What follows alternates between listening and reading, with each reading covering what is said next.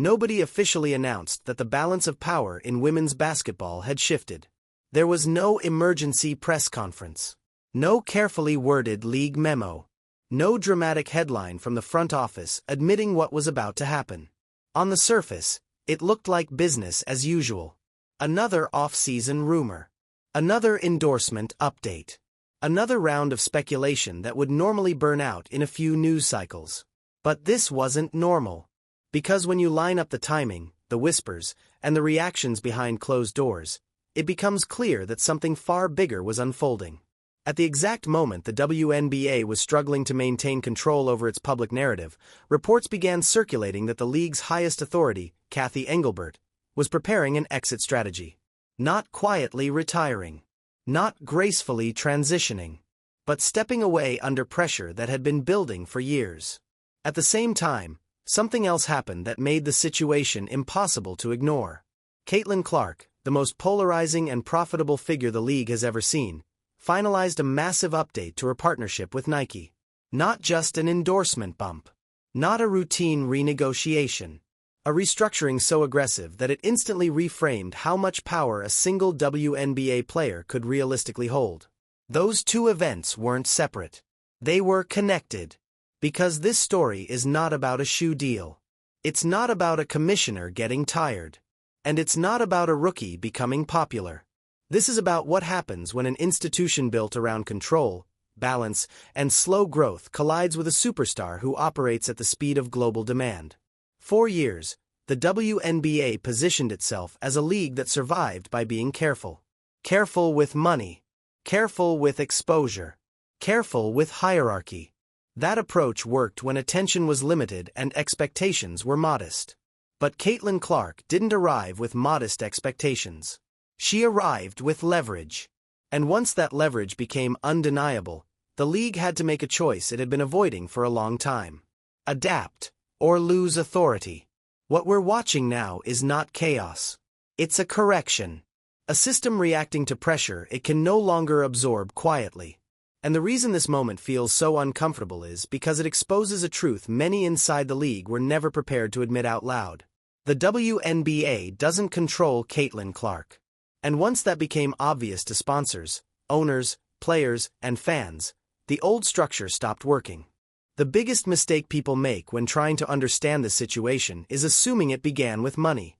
With a contract number. With a marketing campaign. With a sneaker launch. That's the visible part of the story, but it's not the beginning. The real shift started the moment Caitlin Clark stepped onto a professional court and the league realized it was dealing with something it had never experienced before.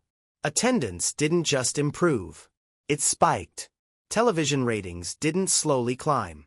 They jumped. Road games suddenly felt like home games because arenas were selling out everywhere the Indiana Fever traveled.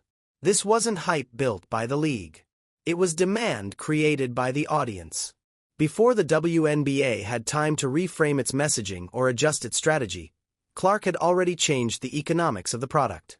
Networks began prioritizing her games. Social media engagement exploded. Merchandise sales became lopsided. And most importantly, fans who had never watched a WNBA game before were now organizing their schedules around one player. That kind of pull creates pressure. And pressure exposes weaknesses. Instead of embracing the moment, league leadership hesitated. Internally, there was concern about optics. About fairness. About what it would look like if one player was promoted too aggressively. The idea that the league should avoid centering around a single star wasn't new. It had been part of the WNBA's philosophy for decades. The problem was that philosophy was designed for a world that no longer existed. Caitlin Clark didn't need the league to make her relevant. The league needed her relevance to survive its next phase. That distinction matters, because it explains everything that followed. When the Fever Games began driving national conversation, the league responded cautiously. When controversies started popping up around physical play, officiating, and media treatment, the response was slow and measured. Not confrontational. Not supportive. Just quiet. Silence became the default. And silence, in moments like these, sends a message. It tells fans that what they're seeing isn't a priority. It tells sponsors that the league is unsure of how to manage its own momentum. And it tells players that star power might be something to contain rather than amplify.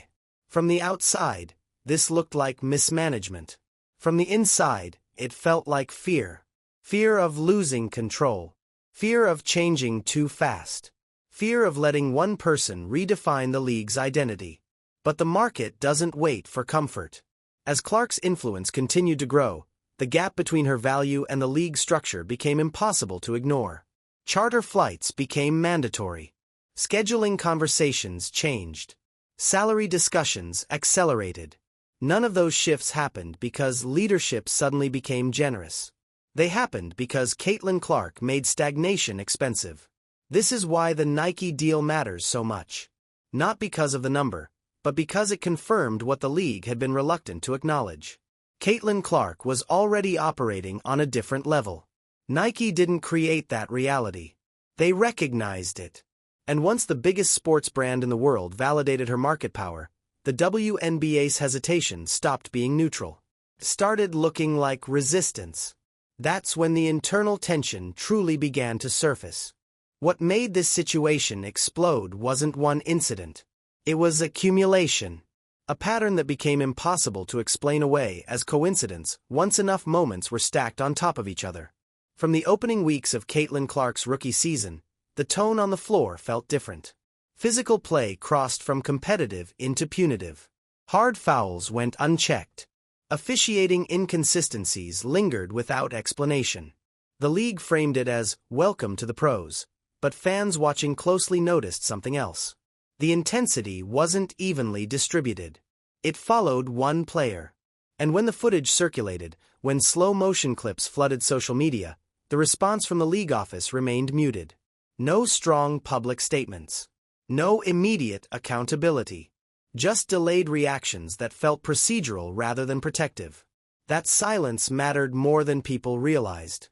Because leadership sets the temperature of a league. When dangerous play is allowed to linger without clear condemnation, it sends a message to players about what will be tolerated. When media narratives frame physical targeting as toughness rather than risk, it reshapes behavior. And when fans see their biggest draw absorbing punishment without backup, trust erodes. The situation escalated when the coverage followed suit. Instead of centering Clark's impact, much of the discourse fixated on whether she deserved the attention at all. Former players questioned her records. Commentators reframed her numbers as volume instead of dominance. Social media debates shifted away from basketball and toward identity, resentment, and gatekeeping. None of that happens in a vacuum.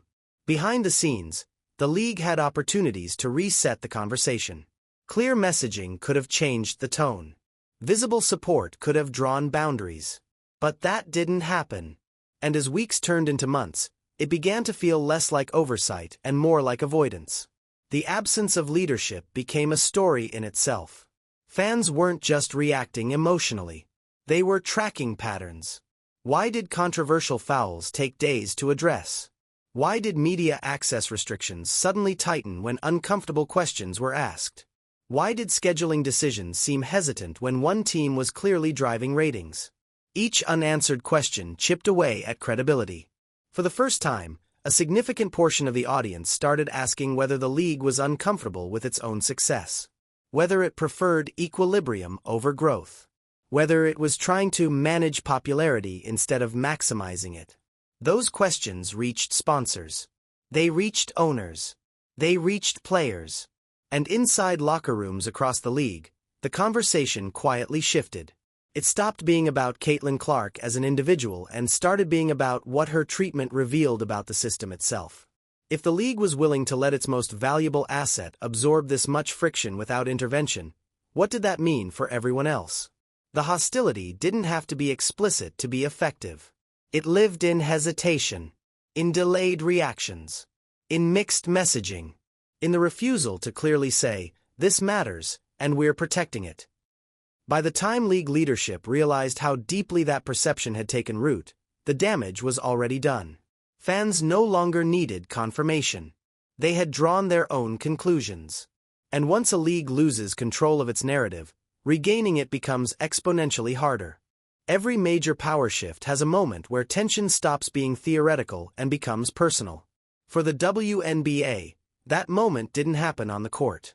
It happened behind closed doors, in a room most fans will never see, during a conversation that was never meant to leave it.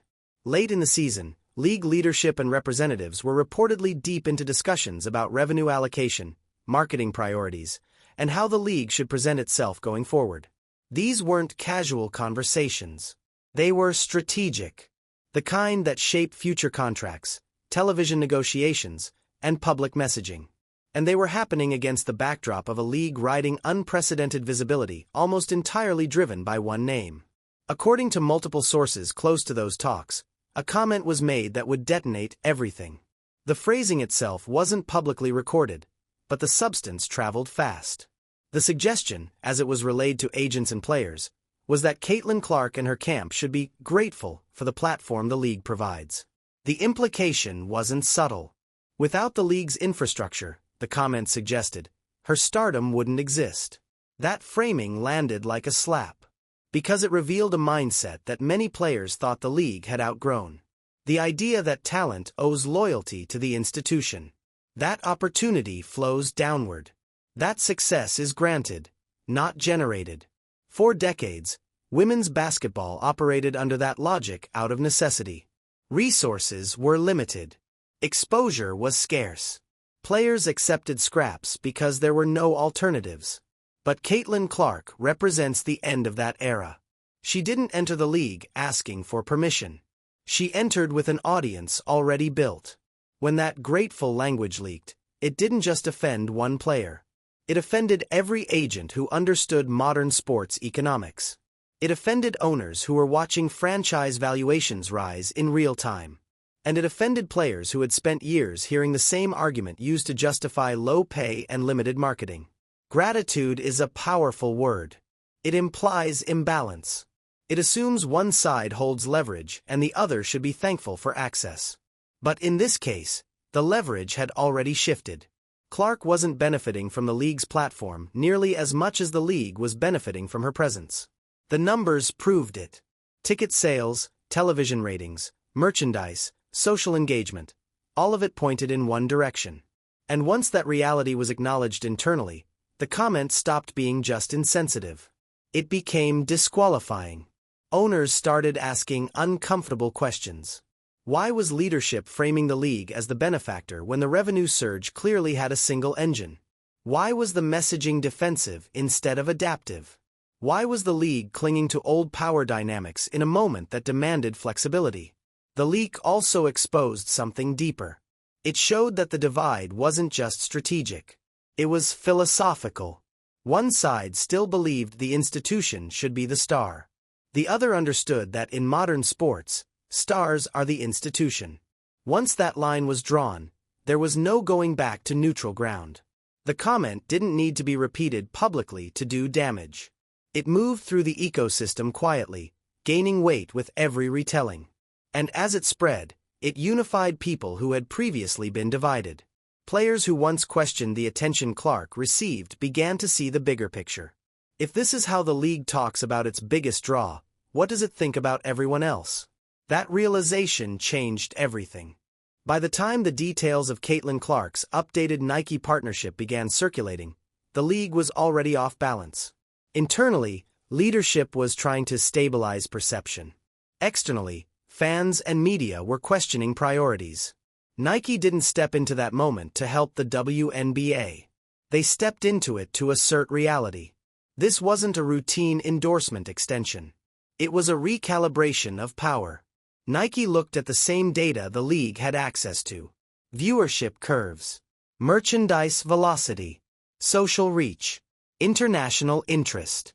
And while the WNBA debated optics and equity, Nike made a decision that left no room for interpretation.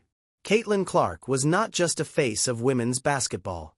She was a global commercial engine. The scale of the restructuring made that clear immediately. Expanded creative control.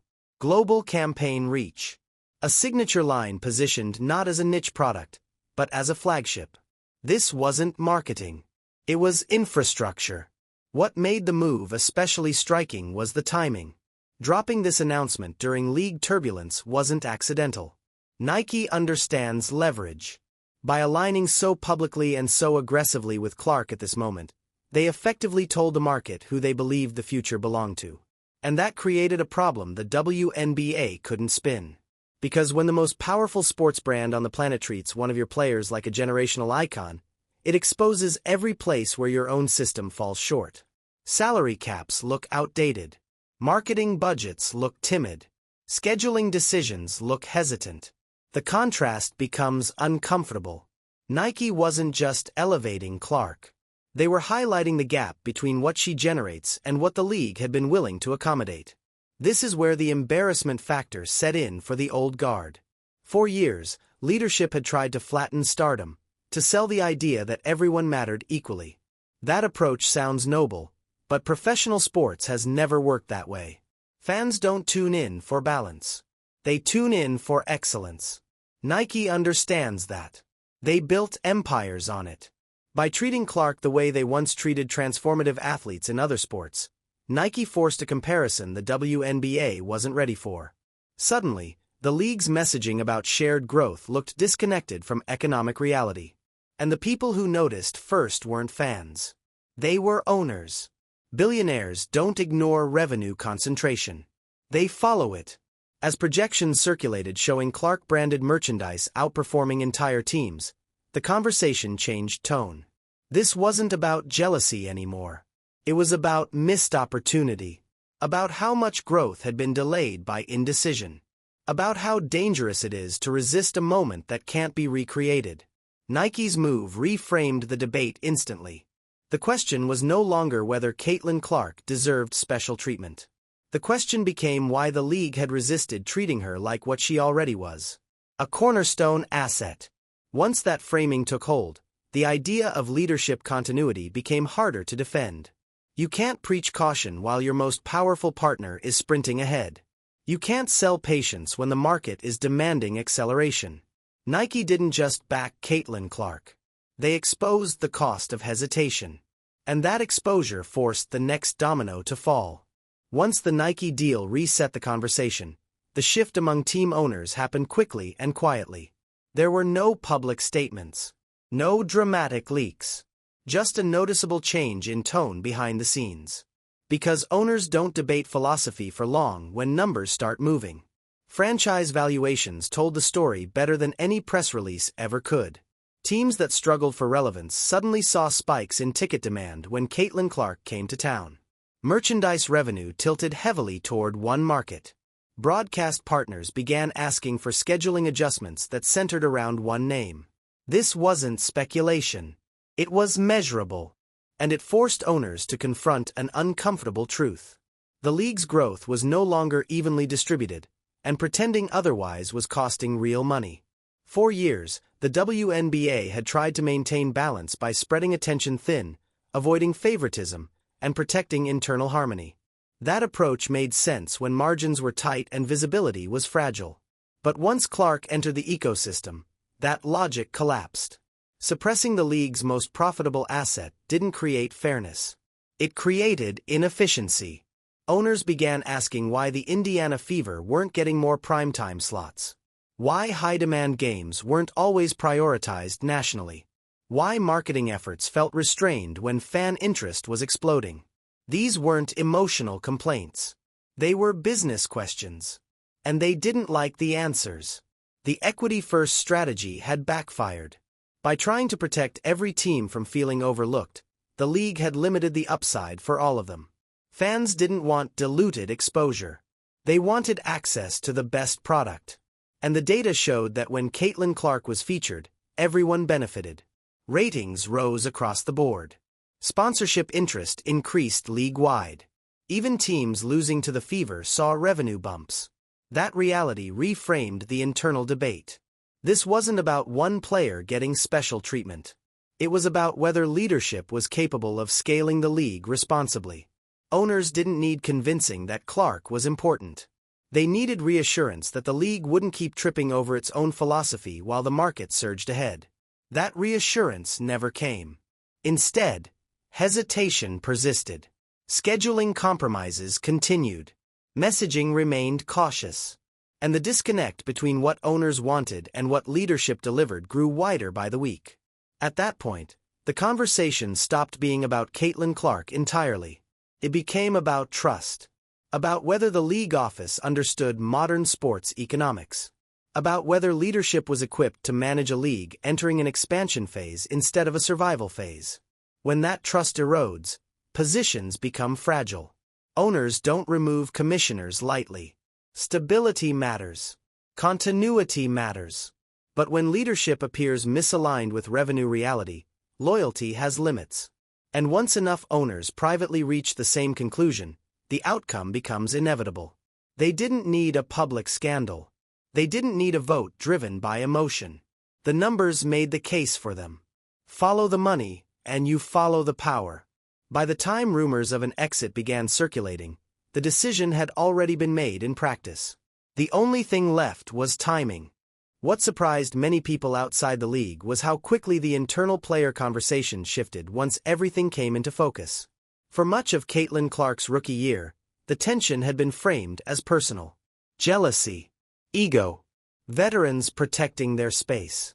Rookies disrupting hierarchy. That narrative was convenient, but it was incomplete. Behind closed doors, players were doing math. They understood something fundamental that often gets lost in public debate. League revenue doesn't rise in theory. It rises because attention concentrates. And once players began connecting Caitlin Clark's visibility to tangible improvements in their own working conditions, the emotional framing collapsed. Charter flights didn't become mandatory because the league suddenly found compassion. They became unavoidable because the spotlight made cost-cutting look embarrassing. Salary cap conversations didn't accelerate out of generosity. They accelerated because revenue projections changed. Media rights discussions didn't gain urgency because of tradition. They gained urgency because demand had exploded. Players noticed all of it. Veterans who had spent years advocating for better pay saw progress finally materializing. Younger players recognized that their market value was rising simply by sharing a court with Clark. Even those who once bristled at the attention imbalance began to reassess the situation. This wasn't favoritism. It was leverage. Figures like Nafisa Collier and Brianna Stewart had already demonstrated what happens when players take control of their economic futures outside the league structure. Their actions weren't rebellion. They were adaptation. And Clark's emergence accelerated that mindset across the locker room. If the league's biggest star could be told to be grateful, what did that imply for everyone else? That question unified players in a way no CBA meeting ever had. The issue stopped being about Caitlin Clark receiving too much attention. It became about whether leadership respected player value at all. Because if the league minimized the contributions of its most profitable asset, it sent a clear signal about how it viewed talent in general. That realization created alignment where division once existed. Players began to see Clark's standoff with league leadership not as a solo battle, but as a pressure point that benefited everyone. If she won, the precedent would matter. If the league adapted around her value, it would have to adapt around theirs too. The locker room chatter changed tone. It became less about resentment and more about outcomes. Less about fairness and more about sustainability. Players understood that star-driven growth doesn't shrink the pie. It expands it. Once that understanding spread, leadership's position weakened further. Because when players stop viewing the commissioner as an advocate and start seeing them as an obstacle, authority evaporates quickly. Respect isn't demanded in professional sports. It's earned through alignment. By the time exit rumors surfaced, the commissioner had already lost the room. Publicly, situations like this are never described honestly. They're softened, reframed, sanded down until the edges disappear. If and when the announcement is made, the language will sound polite and cooperative. Phrases like stepping down, pursuing other opportunities, or spending more time with family will dominate the press release. But inside the league, nobody is confused about what this actually is. This is not a voluntary exit. This is the natural conclusion of a leadership era that no longer fits the moment it's trying to manage. 4 years, the WNBA operated in survival mode. The commissioner who guided the league through that phase did what was necessary at the time. Capital raises mattered. Stability mattered. Keeping the lights on mattered. Why mattered? That version of leadership was built to protect the league from collapse. But survival leadership and growth leadership are not the same thing. Once Caitlin Clark entered the picture, the league crossed an invisible threshold. The challenge was no longer how to exist. It was how to scale. How to commercialize attention responsibly. How to move fast without breaking credibility. And most importantly, how to align power with value. That required a different mindset. Instead of leaning into acceleration, leadership leaned on restraint. Instead of reframing the league around its most valuable asset, it tried to flatten the landscape. Instead of acknowledging that star power had already reshaped the ecosystem, it clung to old messaging that emphasized patience and gratitude. That mismatch is fatal at the executive level. Boards don't remove commissioners because of one mistake. They remove them when confidence erodes. When decisions feel reactive instead of strategic. When leadership appears uncomfortable with the reality in front of them. And that's exactly what happened here. The moment the Nike deal went public, the contrast became impossible to ignore. One side was acting like the future had already arrived. The other was still negotiating with the past. Owners didn't need to assign blame. They just needed to choose direction. And they chose momentum. The quiet discussions that followed weren't emotional. They were procedural. What kind of leader does the next phase require? Someone who understands modern media cycles. Someone comfortable centering stars. Someone willing to upset internal norms to maximize external growth. The names being floated reflect that shift. Business-first thinkers. Media-savvy operators. People who see Caitlin Clark not as a complication, but as the blueprint. That tells you everything. This isn't about punishing failure. It's about removing a bottleneck. The league outgrew its structure faster than leadership could adapt. And in professional sports, hesitation at the top is more dangerous than risk. The WNBA didn't fire its commissioner because of controversy. It moved on because the job changed, and the skill set didn't. What happens next is where this story stops being about one resignation and starts becoming about the future shape of the entire league. Because removing a bottleneck doesn't automatically fix a system. It just allows pressure to move forward instead of building behind the wall. The next commissioner will inherit a league standing at a crossroads it has never faced before. On one side is the comfort of tradition, balanced messaging, cautious promotion, and the belief that slow growth is safer growth. On the other side is a marketplace that no longer has patience for hesitation. Sponsors want clarity. Networks want stars. Fans want access to the best product, not an abstract philosophy.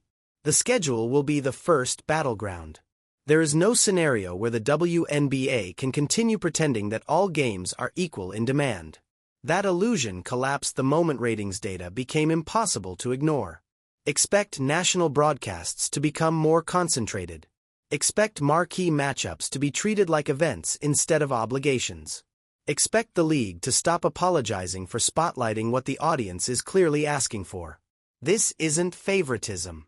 It's professionalism. Marketing will follow the same path. The era of quiet promotion is over. The next leadership group will be judged on whether they can translate attention into permanence. That means louder campaigns, clearer narratives, and fewer attempts to dilute star power in the name of internal comfort. The uncomfortable truth is that growth always creates imbalance before it creates stability. For years, the WNBA tried to avoid that discomfort by spreading exposure evenly. That approach kept peace, but it capped upside. The league is now being dragged into a different reality, one where star-driven economics are unavoidable. The sooner leadership accepts that, the smoother the transition will be. This also changes how players negotiate their place within the system. Once the league publicly acknowledges that stars drive revenue, the conversation around pay, benefits, and scheduling becomes more direct. Players no longer have to argue hypotheticals. They can point to numbers. That's why this moment matters beyond headlines. The removal of outdated leadership opens the door for a cultural reset. One that aligns incentives instead of fighting them. One that recognizes attention as currency. One that treats the WNBA not just as a sport, but as an entertainment product competing in a crowded market. There will be resistance. There always is. Some players will worry about being overshadowed. Some voices will argue that the league is losing its identity. But identity isn't preserved by denial. It's preserved by relevance. And relevance requires adaptation. Whether the next commissioner succeeds will depend on one simple test. Do they see star power as a threat to manage or an asset to multiply?